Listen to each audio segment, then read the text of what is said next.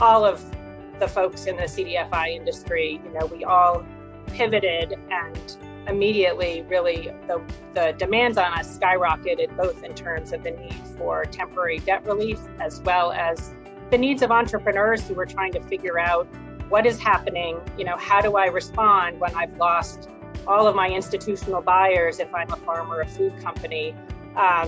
What can I do now? And then as the wave of federal programs and resources became available, sort of, am I eligible? Should I apply?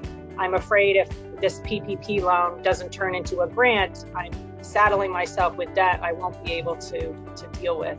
And so our team just really responded extremely quickly, and fortunately had some investors and partners that really helped us to be successful at meeting those new demands.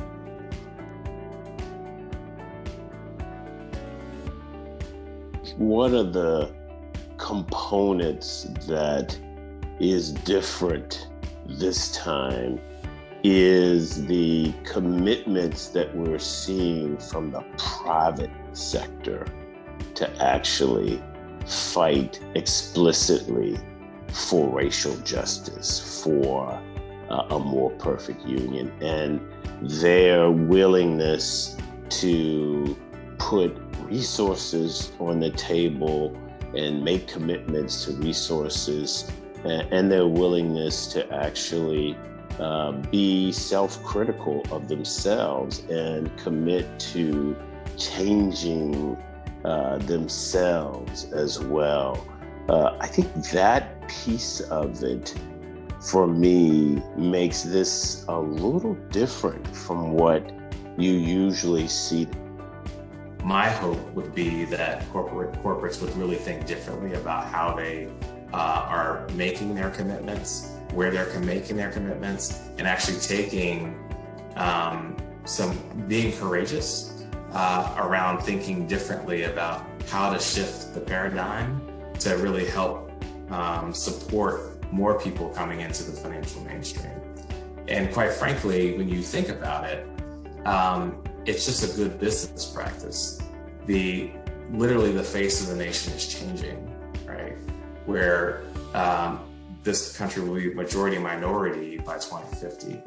And so these are future customers, future partners, and future employees. And so I think it just makes really good business sense for corporates to really invest in this sector of the market.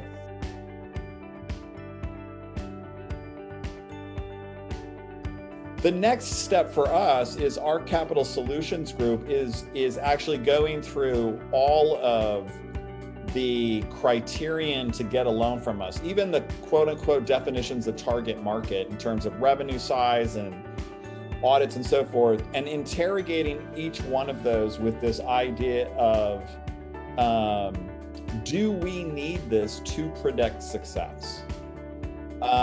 If we do, can we mitigate it so that it's less inequitable or it contributes to reducing inequity?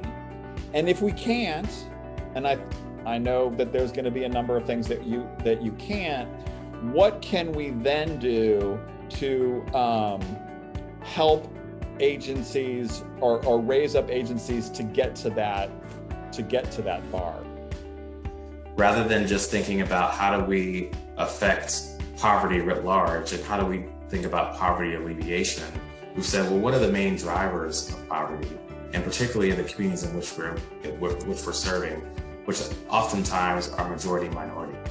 And so as we've really taken a step back to think through that and evaluate the different geographies that we're in, and also kind of deeply engage in the community, we have utilized that knowledge to begin to develop products and services that look different, right? That values the assets in the community differently.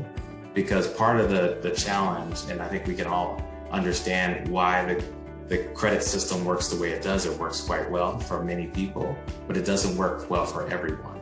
And so for the folks who are excluded from mainstream finance and financial services, we had to think about ways to really encourage participation and develop products and services to really get that. get more folks to participate.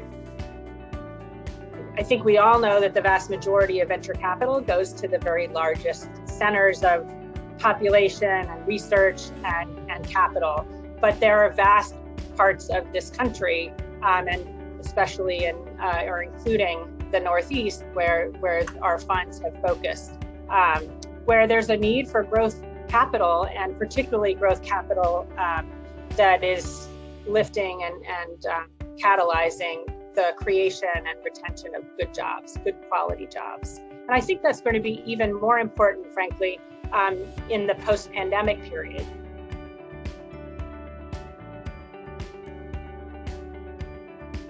And we thought, rather than going at this independently and duplicating efforts and investments, we realized that we had a shared vision, a shared mission, and shared values. And those, I think, are three key needs that you need to have for any type of combination, for profit or nonprofit. And so we said, why don't we do this together? If we're going to scale lending to BIPOC and women-owned businesses, we really need to think about an integrated organizational structure, a technology platform, data analytics, partnerships that can help us scale. And so that's why we chose to combine, because together we felt that working towards a common vision to become a national lender, to develop products and truly transform the model of CDFIs in the United States is the way that we need it to go. We've been busy for over 2 years, and we're excited to announce that we recently combined. We finalized a combination with CDC Small Business Finance, which is the nation's largest mission-based SBA lender in the country.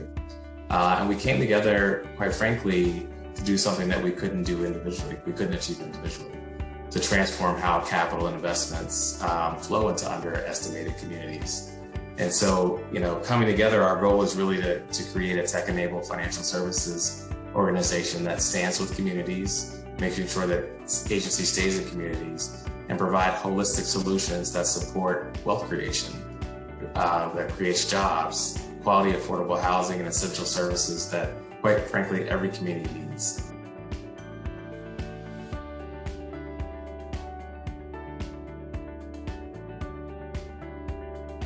There are real people in the CDFIs that are working, around the clock, trying to help these businesses get through. And, it's a challenge for CDFIs to have the dollars to make the investments that they need to make, not just in the technology and the policies and procedures and the compliance, but in the people, which is really nothing matters. Vision, mission, strategy, nothing matters unless you have the right people on the right seats on the bus.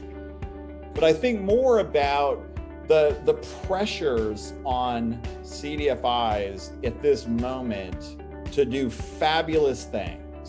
Because, you rightly said, right, there's a new attention on CDFIs from this administration and from corporations. And that is a fantastic thing. And it's something we've actually worked really hard at. But those pressures at the same time, I hope don't add to our own hubris as the hares, if you will, and make us move too fast without that kind of thoughtful, slow and steady. Industry itself has to change its self-concept.